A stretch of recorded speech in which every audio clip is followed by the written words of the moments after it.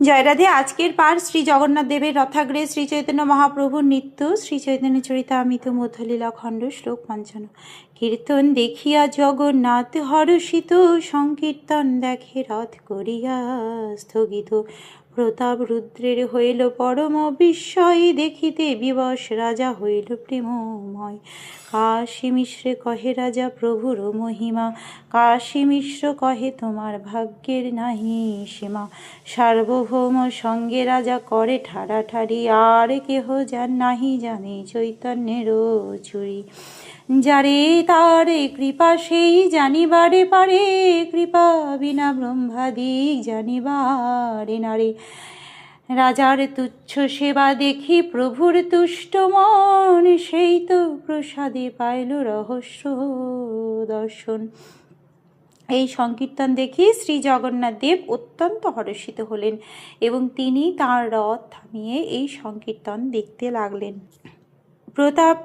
এই সংকীর্তন দেখে মহারাজ প্রতাপরুদ্র অত্যন্ত বিস্মিত হলেন। তা দেখে রাজা ভগবত প্রেমে মগ্ন হয়ে বিবশ হলেন। কাশী মিশ্রে রাজা যখন কাশী মিশ্রকে শ্রী চৈতন্য মহাপ্রভুর মহিমার কথা বললেন, তখন কাশী মিশ্র বললেন, মহারাজ আপনার ভাগ্যের সীমা নেই। মহারাজ প্রতাপরুদ্র এবং সার্বভৌম ভট্টাচার্য উভয়েই শ্রী চৈতন্য মহাপ্রভুর এই অদ্ভুত লীলা দর্শন করেছিলেন। অন্য আর কেউ শ্রী চৈতন্য মহাপ্রভুর চাতুরি জানতে পারেনি। ভগবান যাকে কৃপা করেন তিনিই কেবল জানতে পারেন। ভগবানের কৃপা বিনা ব্রহ্মা আদি দেবতারাও তা জানতে পারেন না। রাজার তুচ্ছ সেবা দেখে শ্রীচৈতন্য মহাপ্রভু অত্যন্ত সন্তুষ্ট হয়েছিলেন, তাই তাঁর প্রসাদে রাজা এই রহস্য দর্শন করতে পারলেন। সাক্ষাতে না দেয় দেখা পরোক্ষে তু দয়া, কে বুঝিতে পারে চৈতন্য চন্দ্রের মায়া। সার্বভৌম কাশী মিশ্র দুই মহাশয়, রাজার এই প্রসাদ দেখি হইল বিস্ময়। এই মতো লীলা প্রভু কইল কতক্ষণ, আপয়নে গায়েন নাচান নিজ ভক্তগণ। প্রভু এক মূর্তি কভু হন বহু মূর্তি, কার্য অনুরূপ প্রভু প্রকাশ হয় শক্তি। লীলাবেশে প্রভুর নাহি নিজানুসন্ধান, ইচ্ছা জানি লীলা শক্তি করে সমাধান।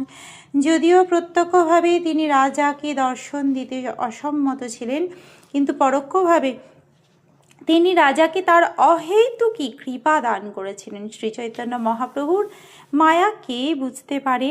সার্বভৌম ভট্টাচার্য, কাশী মিশ্র এই দুই মহাশয় রাজার প্রতি মহাপ্রভুর অহেতুকী কৃপা দর্শন করে বিস্মিত হলেন। এইভাবে শ্রী চৈতন্য মহাপ্রভু কিছুক্ষণ তাঁর লীলা প্রকাশ করলেন। তিনি নিজেই কীর্তন করলেন, তার নিজ ভক্তগণকে নৃত্য করতে অনুপ্রাণিত করলেন। প্রয়োজন অনুসারে শ্রী চৈতন্য মহাপ্রভু কখনো এক কখনো বহু মূর্তিতে প্রকাশিত হচ্ছিলেন। এ সকলই তাঁর স্বরূপ শক্তির দ্বারা সংগঠিত হচ্ছিল। লীলার আবেশে শ্রী চৈতন্য মহাপ্রভু আত্মবিস্মৃত হয়েছিলেন এবং তাঁর ইচ্ছা অনুসারে তাঁর লীলা শক্তির দ্বারা সব কিছুই সমাধান হচ্ছিল। আজকের পাঠ এই অবধি।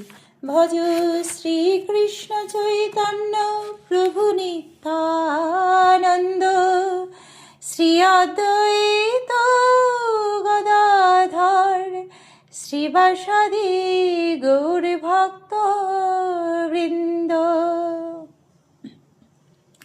হরে কৃষ্ণ কৃষ্ণ কৃষ্ণ হরে হরে, হরে রাম